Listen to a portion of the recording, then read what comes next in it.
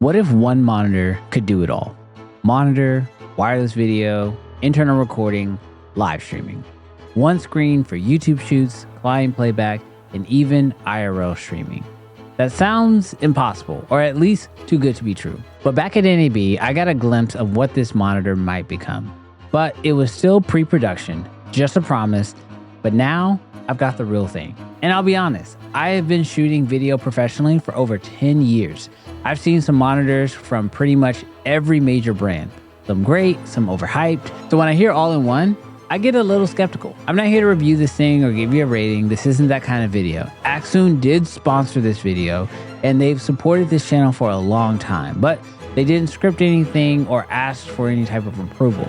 This is just me putting the monitor through the kind of real world scenarios I actually work in and figuring out what it's really capable of.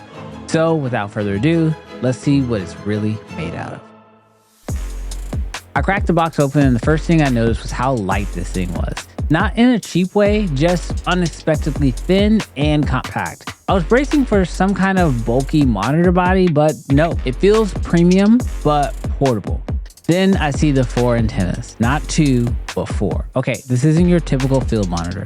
It also comes with a Common calibration certificate, which tells me that they're serious about the color accuracy. No power cable though, which was kind of a bummer. So I also unboxed the optional cage, and I'm glad I did. It instantly makes this monitor feel more production ready. You get an extra mounting points all around, perfect for cable clamps or cold shoes, and even for side handles. If you're using this as a director's monitor or rigging it out for a client review, I'd absolutely want the cage. It adds protection, flexibility, and honestly, it just gives everything a tighter, more dialed in feel. I start screwing in the antennas, and before I can even finish setting this thing up, I can already feel that this thing is different. It doesn't look or feel like anything I've used before. I flip the unit over and I'm impressed with the design. The aluminum feels solid. It has multiple mounting points, including anti-rotation pins. There are rubber bumpers on the bottom, just a small touch, but one that I really appreciated.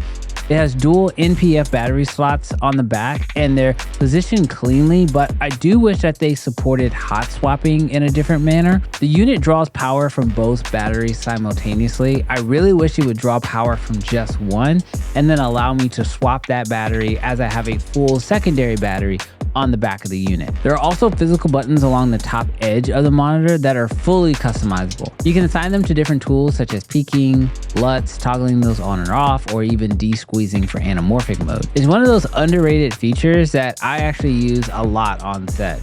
I drop the batteries in and power it on. The boot process is slow. It shows an animation and then a splash screen, and only then loads into the main interface. At first I was thinking, why is this thing taking so long? But then it hits me. I think this thing is running full Android. Maybe that's why. Now let's talk about the ports, because this is another place where the M7 Pro shows that it is built for real world use. You get both HDMI and SDI inputs and outputs.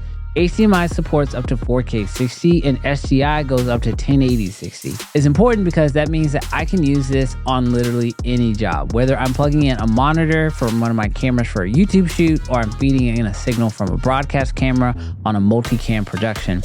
And since both ports offer pass-through, I don't have to lose any signal in the chain. I can monitor, record, and still send the feed somewhere else. It also has a headphone jack, which is super helpful when you're live streaming or if you want to monitor audio straight from the monitor feed. And there's a mic input too, which opens up some interesting possibilities depending on your setup. Okay, so first I plug my camera in to test the traditional monitor, and immediately the screen pops on. It's sharp, like really sharp. 7 inches, full HD, and you can tell that they've been calibrated properly. The brightness tops out at 1000 nits, which is plenty bright and visible under studio lights. Navigating the menus, I'm shocked with how deep they go. There are pages and options for color settings, monitoring, overlays, waveform behaviors, safe zones, flipping images. I mean, there's so many options. This isn't sort of a set it and forget it type monitor. You can really dial this thing in. The touchscreen is smooth and responsive. I toggle through the waveforms, zebras, false colors, LUT support, aspect guides, and yes, like I mentioned before, it does have anamorphic D-squeeze options, and that's something you don't see often in monitors like this. It's actually kind of fun setting this thing up. I mapped all the waveform and LUT toggles to the physical keys that I wanted, so now I can jump between clean and graded images instantly. And as I'm setting it up, I'm thinking about how I plan to use it. When I'm shooting YouTube content like solo, the waveform tool is a lifesaver. I can see exposure at a glance, and the LUT preview helps me to check colors, and I can even load in looks that match specific cameras that I'm using from time to time. Next, let's talk about the wireless. So here's how the wireless works on the M7 Pro. It has a built-in dual band receiver and transmitter module. Right now, only the receiver module is activated. The transmitter support is coming via future firmware updates, but the RX mode in this monitor can wirelessly receive video feeds from Accsoon transmitters like the CineView HE, SE, and the Master 4K. No need for external receiver boxes, it's all inside the monitor itself. I set it into receiver mode and then pair it with my CineView HE transmitter. Now, honestly, I was expecting some of the usual quirks, maybe some connection delay or sync hiccups, but no, the image pops up and it's almost instantaneous. Accsoon says that it's about 60 milliseconds of latency, and from what I'm seeing, that seems pretty accurate. Personally, I think this becomes a game changer in two different scenarios. The first is on set. If I'm shooting with a team or for a client, this becomes a quick, reliable director or client monitor that I can just have with me at all times. I can just hand it over and they're gonna get real-time feedback. No cables, no setup, no mess, no external batteries, no clunky accessories.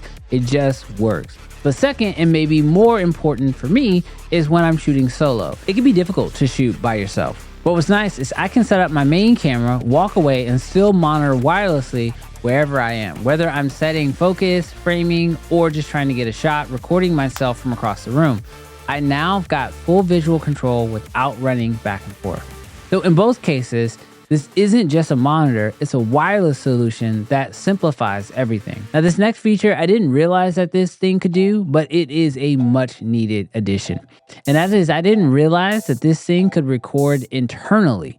See, I thought that this was just a monitor and a wireless device with Android, but then I spotted this little red record button on the interface. By default, it records to the internal 25 gigabytes of storage, but you can also use an SD card or plug up a USB SSD drive if you want to have some additional storage, which is incredibly clutch. You get H.265 if you want 10-bit quality, or you get H.264 if you want smaller sizes, but it will be 8-bit. The bit rate can record up to 50 megabytes per second in 4K, depending on your input.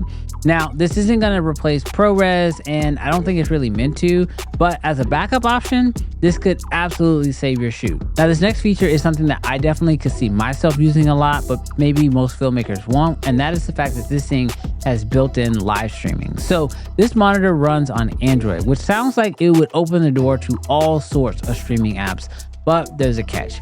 It doesn't have access to the full Google Play Store. Right now, live streaming only works through Accsoon's built-in app. Now, you can enter in a RTMP URL and a streaming key manually, which is fine in theory, but the process is honestly a little clunky. There's no way to copy and paste the info from your actual streaming platform, or at least not one that I have found, so you have to do everything by hand. Thankfully, since this is an Android device, you can connect a Bluetooth keyboard. That helps a lot. It's still not super elegant, but it gets the job done. So here's the thing. I make YouTube videos by myself. I work on sets with clients who need a monitor and playback. I live stream, and I do all of that, and somehow this one monitor fits into every part of my workflow. It's rare that gear actually feels like it was made just for you, but this feels like it understands how I work, like it was built for creators who wear all the hats. Now, if you're into filmmaking, live streaming, or just love gear that punches above its weight, go ahead and hit that subscribe button. And if you want to catch this kind of stuff earlier, join me over on my live streaming channel. That's where I usually test out new gear first, answer questions, and just hang out with the community. So is this the most versatile monitor I've ever used? I think it's safe to say, yeah. It might just be.